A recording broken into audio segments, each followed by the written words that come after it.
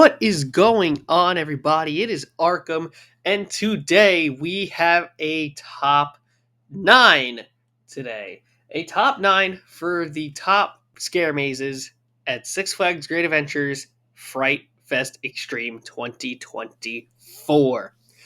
I have had the chance to get into every single scare maze, and I think I have a set top nine here on what I think are the best scare mazes of the event. And I truly believe that this whole event this year, it's still going on right now, but after doing each of the mazes a set amount of times, I think I have a good idea as to which ones are the better ones, which ones are the ones that maybe they could try to revamp and fix up for next year or just do something entirely different.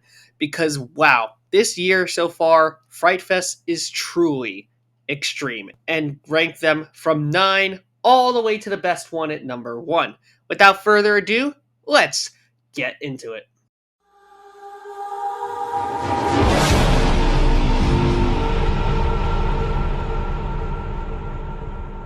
This one for me hurts, but coming in at the number 9 spot, we have Stranger Things, based off of the very popular TV show from Netflix titled the same thing. Stranger Things is basically a celebration of season 4, utilizing some of the things that they had from the season 4 and applying it to this maze.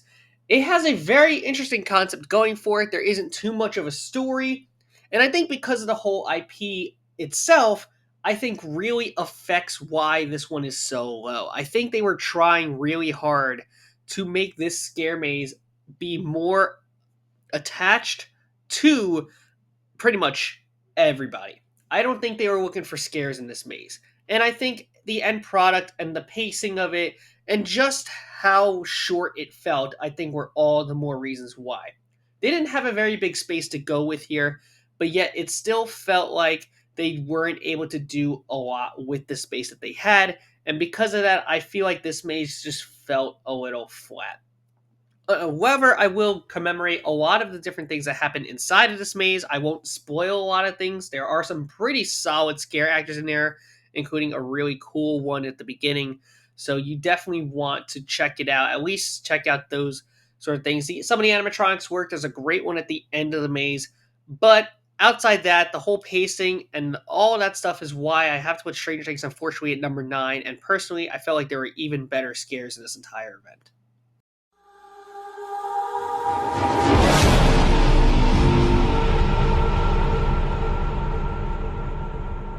Coming in at the number 8 spot, we have the Witch's Reflection, located right next to Mama Flores and the giant wheel in Adventure Alley. The old Mirror Maze location, there's like I don't even know if it was a bowling thing. I don't even know what it was, but they repainted the whole front facade. It's the same building directly behind where they had the Flashbang Brass Band and the Tone Travelers during the Decade Day and throughout the whole summer. And they pretty much reused that whole building behind it as a mirror haunt maze, theming it to witches. And it was cool. I like the concept of using scare actors inside of a mirror maze. I think it just adds another dynamic to the whole thing. So the whole experience and the whole atmosphere and the immersion definitely gets a plus. It's really cool when you see a scare actor in the reflection of a mirror and you don't know what direction they're coming from. And that's what makes it even cooler. And I like that idea a lot. Definitely a big step up. I really like that they had this one available for the previews. It's a solid maze and it has one of the shorter waits. Because honestly, I think it makes a lot of sense. Most people have already done it, so they don't need have the reason to go back into it. But definitely check it out if you have yet to check out this maze. It's actually pretty cool.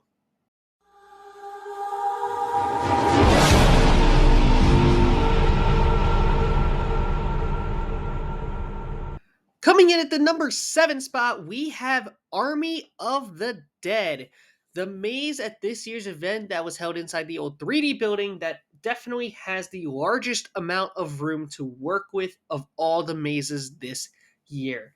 And I think that really hindered it a lot. They had so much space to use for that whole entire maze. And I don't even think they used all of it. They could have fit another maze in the space, I felt like.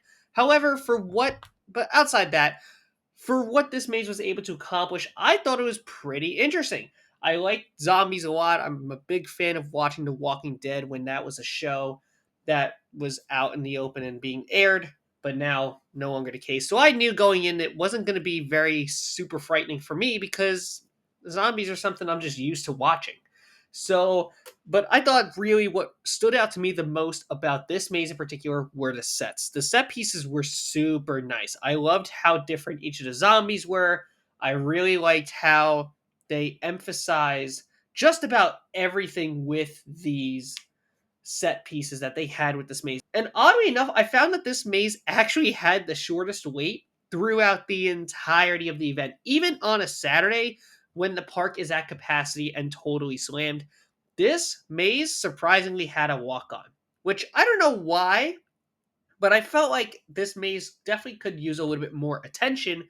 And maybe if they had a second maze to wait for, then maybe you could then make the argument of being like, okay, this maze could again get a little bit more attraction. And because of that, I felt like this maze served as a great beginner maze. Much like Stranger Things, and to some certain extent, I feel like Army of the Dead is a true good first scare maze for those that have never done one. So if you're looking for a good maze to start out with, if you're not really into scares yet, definitely try Army of the Dead first. And I really have to say it was a great experience, especially going in there pretty much by myself in my own separate group. This massive building is all for Army of the Dead. They used it to have last year 2. So definitely go and check out Army of the Dead when you can. And this would be the line for both of them, especially if you're by yourself. But in general, going inside. Good maze.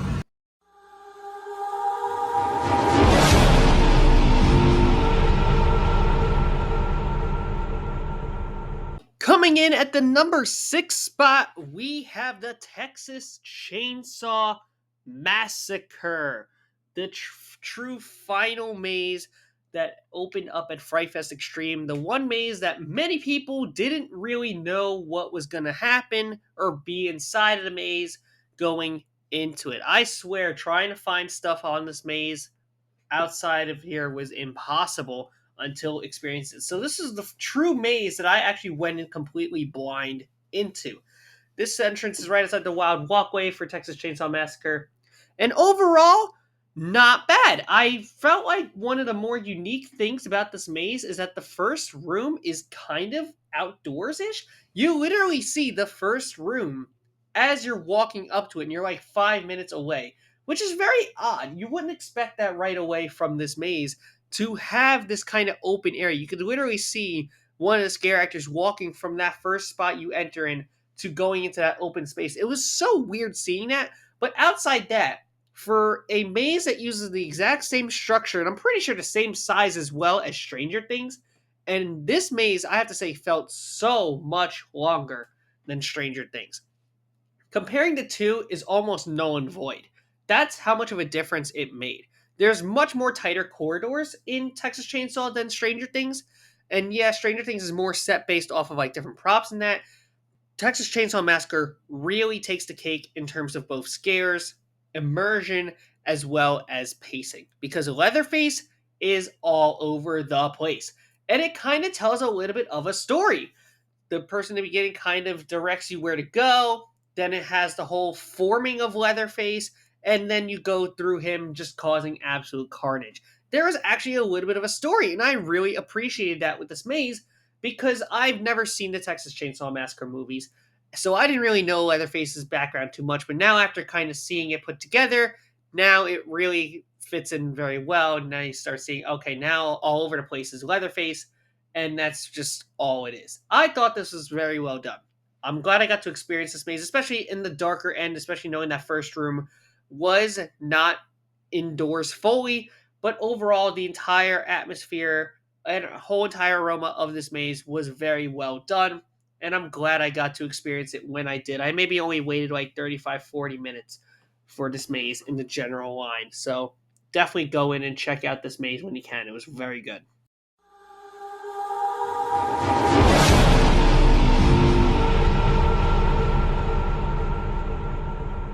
we're going to stay right on this Kingda El Toro pathway for our number 5, Trick or Treat.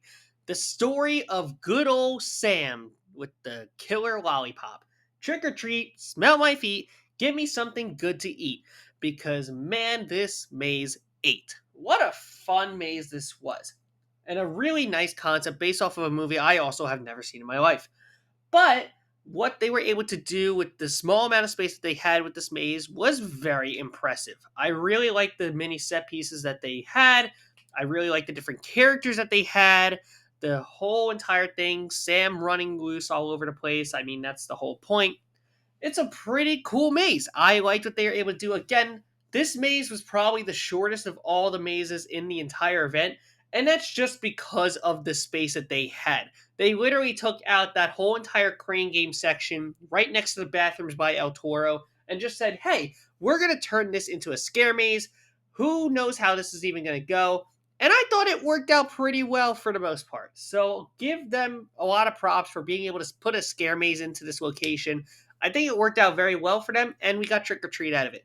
So I wish they gave out candy at the end, but you know what? It's fine. Sam running up to you at the end was very funny too.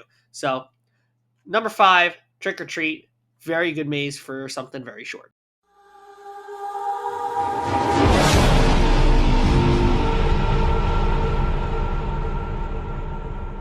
We return to the boardwalk to find our number 4 spot, The Conjuring Universe, taking movies such as Annabelle, The Nun, and The Conjuring to whole new extreme levels, putting them all into one and celebrating the entire universe of The Conjuring. What a great maze this was. And it took me a while to really warm up to it too. I personally ranked this one as high as I did just because of the practical sets and the different effects and unique effects and scares that each of the scare actors use. Everything about this maze was just unique in terms of how they go after you, in terms of what they do, the whole preparation, just everything going step by step for each of the scares were just done so well.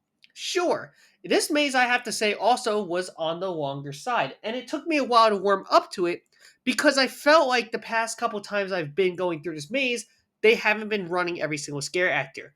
I then did it on Saturday night just to see and just to make sure I felt like I was comfortable with where I was going to put it because I was actually going to put it lower on the list.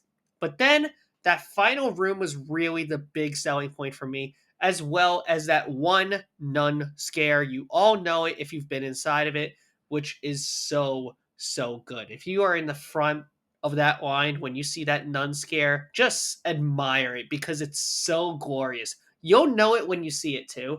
So definitely take your time through the Conjuring universe because it is done so well. They do everything super good. Great scare at the beginning with the I don't know, second or third scare actor in one of the Annabelle rooms. There's such a great scare there. So scare actors are super good. The pacing super good. The practical effects in there are probably the best of the entire mazes of this year. So big thumbs up for Conjuring universe. Well done with this maze. Truly deserves number 4.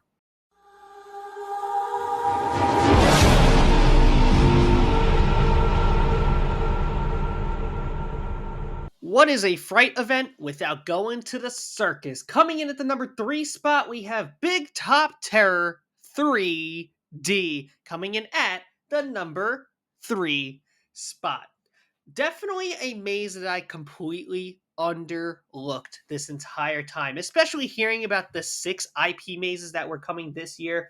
I totally was one of those people that completely overshadowed this maze and totally forgot that this maze not only got a revamp on the inside, but got even better than its last year's counterpart. Holy moly, this maze was so good. It was my first true scare maze of all time, as a matter of fact, and it was fantastic. I love the whole idea of wearing these 3D glasses, these 3D beer drunk goggles that make things even extra trippy. Just adds to the chaos that's going on around you, and immediately just putting them on just gets you into the immersion right away. I love what they accomplished with this maze. It felt long. There's a lot going on the inside. The decorations on the outside looked great. It, even though they looked super AI, I'm not gonna lie, but it was so good. I liked this maze a lot more than I thought I would, and it really impressed me to no end. Definitely go in and check this maze out. Very unique concept. The gimmick of wearing the glasses are great. It's just such a great time in this maze, and it's long. It felt pretty long, even though it doesn't look like it's a long maze. They certainly get you very well. They're very creative with their scares in this maze because they're clowns. So, of course, they're creative. But that is the number 3 spot for me. Big Top Terror 3D.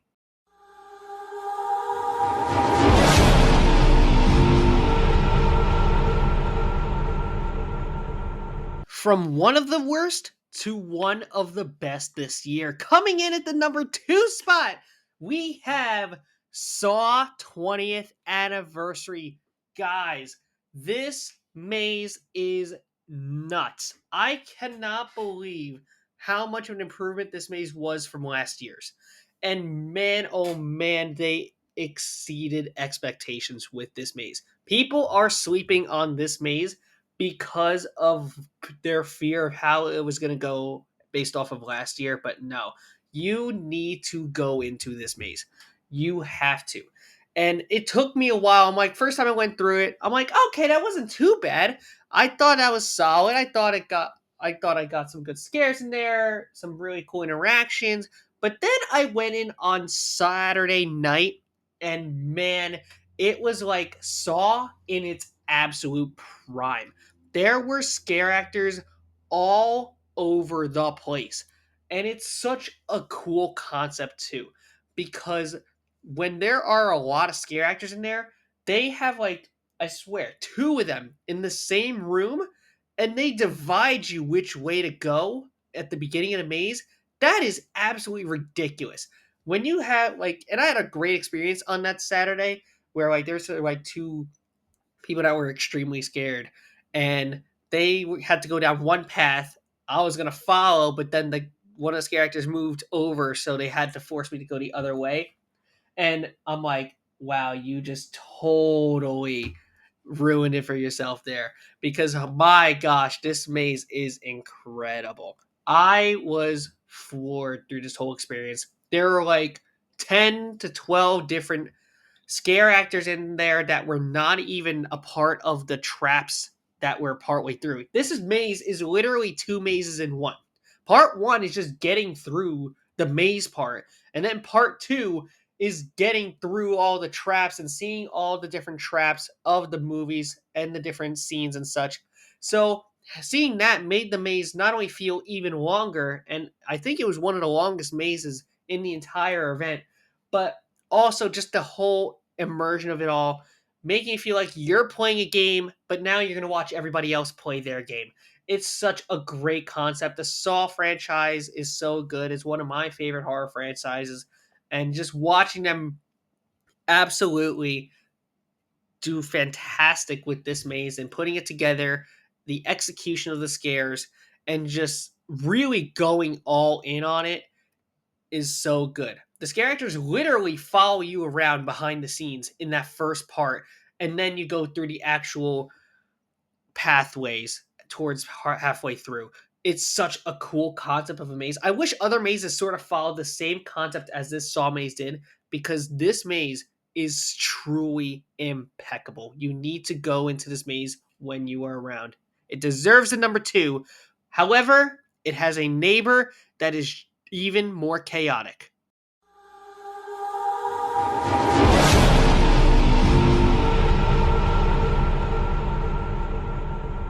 Coming in at the number 1 spot, to probably nobody's surprise this year, and maybe to some people's surprise, is Asylum. Saw's absolutely chaotic, rambunctious neighbor. Holy gosh. I never thought that I'd exit a scare maze and say, I want to go back in again. And that's what happened the first time I went through it. Every single corner I turned, I said, oh my God, oh my God, oh my God. And it wasn't out of fear or fright. It was that I was so into what's happening that it was just pure chaos from start to finish. It's like you've watched so many horror movies all at once. You just plop them inside of this maze, and you're just going through an insane asylum for the next 5 minutes. It's one of the most insane things I think I've ever gone through, and I can't even describe every single scene because every single time I've gone into it, I've just been absolutely floored.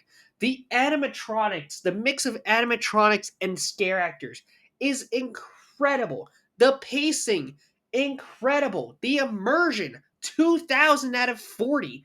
I mean, it's so incredible what this maze even accomplishes.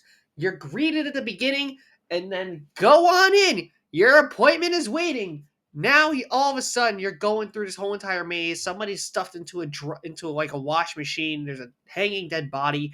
There's a couple of psychos. There's a guy that wants fresh meat. There's so much going on. I can't even describe what's happening in this maze.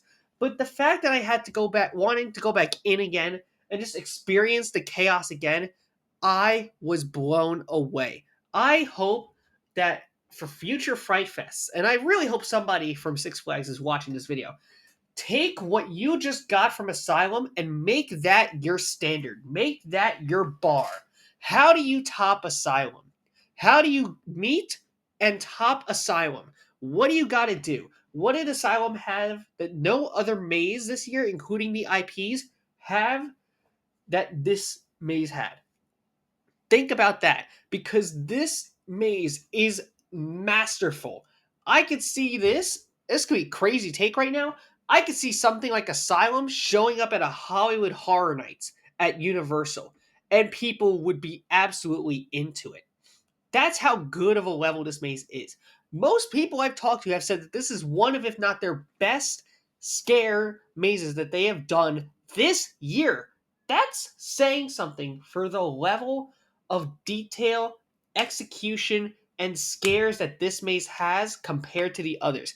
It's almost got close to number 2 because of that one run I had and saw on Saturday, but every single run on Asylum has just been consistently insane, which is why I have to keep it at the number 1 spot. That's how good this maze is. I hope Six Flags uses this maze as their standard, as their bar to keep on raising every year, because the potential now with this maze and to grow with even more mazes after that is second to none. I cannot wait to see what they have in store for us next year if this maze is used as our standard. Hope you guys enjoyed my top 9 video of ranking the Six Flags Great Adventure Fright Fest Extreme Scare Mazes. This certainly was one of my more challenging videos that I've ever had to make, because there's just so much different things to look at when it comes to scare mazes compared to, say, roller coasters.